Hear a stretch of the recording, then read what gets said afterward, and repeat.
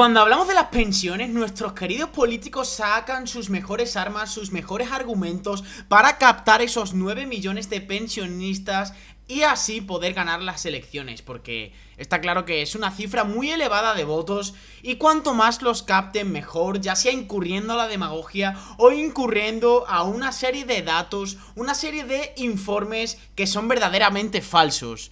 Ya lo hemos visto cuando Pedro Sánchez ha hablado de que quiere igualar o equiparar las pensiones al IPC real, y esto la verdad que es una absoluta demagogia y podemos decir que lo que está vendiendo prácticamente es humo. En España las pensiones presentan un problema de fondo muy serio, que es la irresponsabilidad en gasto que han tenido nuestros queridos políticos a lo largo de la última década. Cuando nuestro presidente en funciones dice que quiere equiparar las pensiones al IPC real, se refiere a que su partido hará una estimación de acuerdo a la actual cifra de IPC y harán una previsión para lo que se refiere al IPC de 2020. Y en base a esto equipará las pensiones a esta previsión del IPC, y así no perderán poder adquisitivo las pensiones. Pero no podemos olvidar que la tasa de inflación interanual en septiembre fue del 0,1%. O sea que si quieren hacer una estimación, y tal y como está el panorama de desaceleración económica actual, lo más probable es que el IPC siga cayendo. Así que si hacen una estimación, lo más seguro es que sea una estimación bajista. Pero ya vimos en 2018 que hicieron una estimación de acuerdo a la inflación y la verdad es que se equivocaron rotundamente. O sea que si suponemos que ellos prevén una inflación del 2% y luego en noviembre de 2020 se calcula la inflación y es del 1,8%, esos 2 puntos de diferencia, y estos son todos datos inventados, se supone que deberían de quitárselo a los pensionistas porque lo han revalorizado en base a un dato erróneo. Por lo tanto, todo lo que le han dado a los pensionistas con respecto a los 2 décimas de diferencia deberían de reincorporarlo otra vez al sistema público.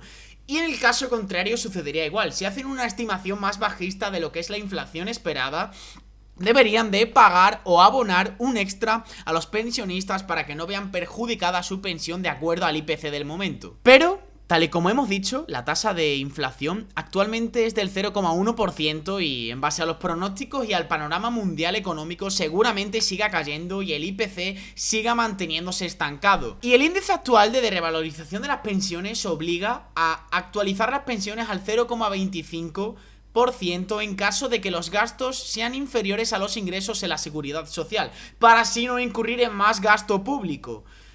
Y la verdad que esto supone que si la inflación sigue cayendo, la revalorización de las pensiones será mayor de acuerdo a lo que es la tasa actual de revalorización.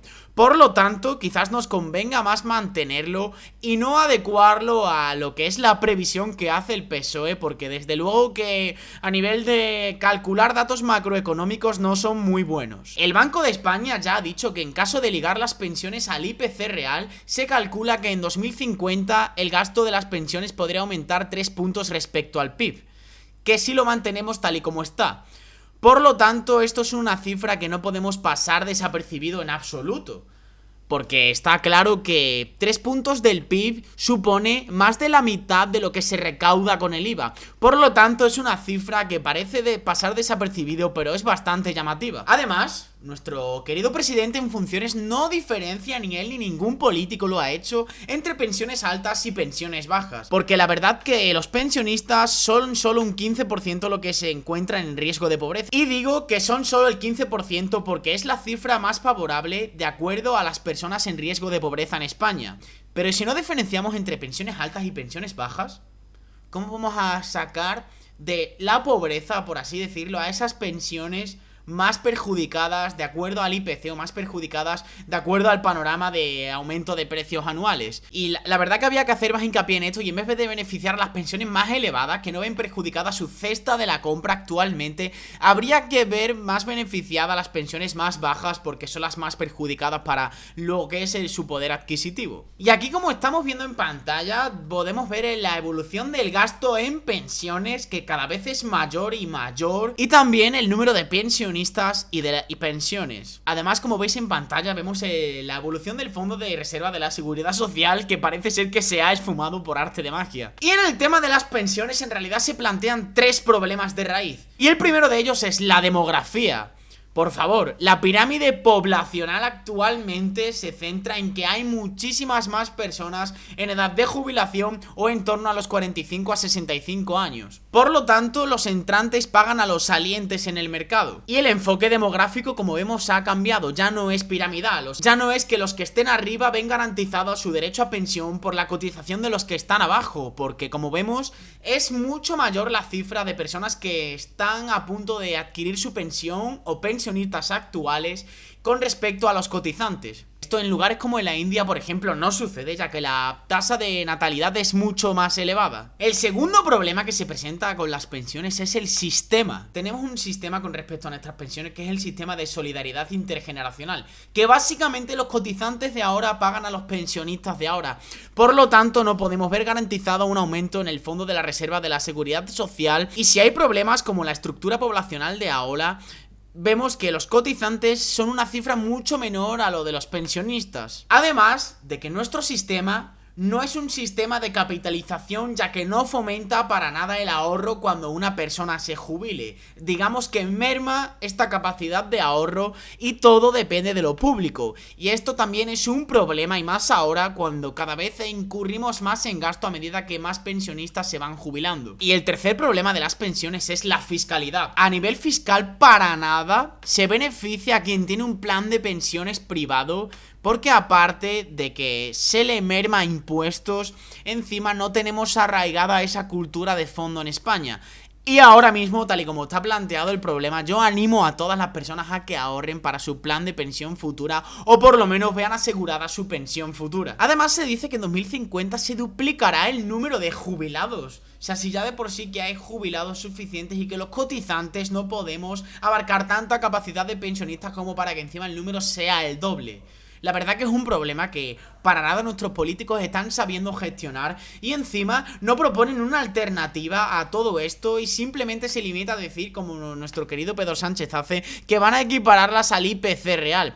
Y la verdad que esto es algo bastante absurdo, y más ahora tal y como está estructurado nuestro sistema poblacional. Ya sabemos que las pensiones son deficitarias y que el Estado tiene que financiarse para pagar las pensiones.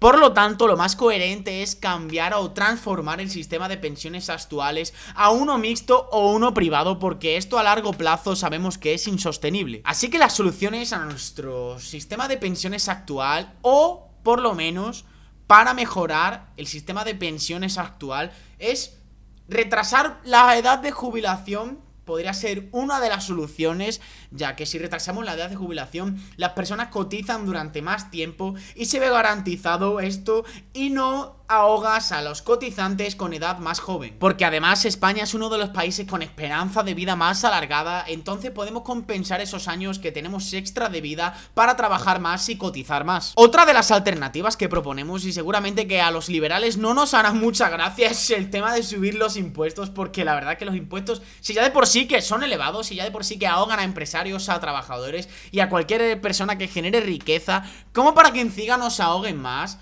Y como para que encima tengamos que pagar unas pensiones deficitarias por culpa de la mala gestión de nuestros políticos. Otra de las posibles soluciones para el tema de las pensiones es atraer inversión extranjera. Pero ya vemos que nuestro querido Pedro Sánchez está en contra de atraer inversión extranjera, porque él lo que pretende es a Google, una empresa que pretendía crear 1.200 puestos de trabajo en España, creando un centro de los más grandes de Europa aquí, es imponerle una tasa, el impuesto a las tecnológicas. Por lo tanto, esto de fomentar la inversión extranjera para nada es viable de acuerdo a los ideales de Pedro Sánchez. Además, también por lo menos podríamos proponer que viniesen extranjeros a trabajar aquí, hacer un llamamiento a los extranjeros para que viniesen aquí a trabajar y a cotizar, y así pudiésemos por lo menos estar en una situación más en desahogo.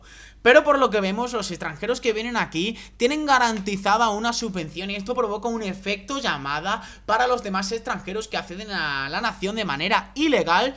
Y encima esto incurre en un mayor aumento de gasto público, porque la verdad que ahora mismo un extranjero que esté en España de manera ilegal tiene garantizado aún más derechos que un español o que incluso un pensionista en riesgo de pobreza. Y para nada estoy en contra de personas que estén en situación de pobreza en países tercermundistas, pero tal y como está planteado el panorama en España, desde luego que atraer extranjeros para darles subvenciones no nos beneficia en absoluto, y menos cuando no están cotizando y no están generando riqueza vergüenza para el Estado. Así que si de verdad queremos proponer alternativas a nuestro sistema de pensiones actual, vamos a empezar por esclarecer el problema de raíz, como es el caso de la pirámide poblacional. Y ya hemos visto que equiparar las pensiones al IPC real es una absoluta tontería y una absoluta barbaridad, porque con el sistema anterior las pensiones podían revalorizarse más de acuerdo al panorama actual de inflación, porque los precios cada vez están más mermados. Además, también hemos visto que la fiscalidad y que nuestro sistema no nos permite ahorrar, y ahora mismo los contribuyentes pagan a los pensionistas actuales. Así que si la pirámide poblacional no acompaña, la fiscalidad tampoco, y no se fomenta el ahorro en España, por lo menos nos queda o bien subir los impuestos, que seguro que casi nadie estará en contra de esto,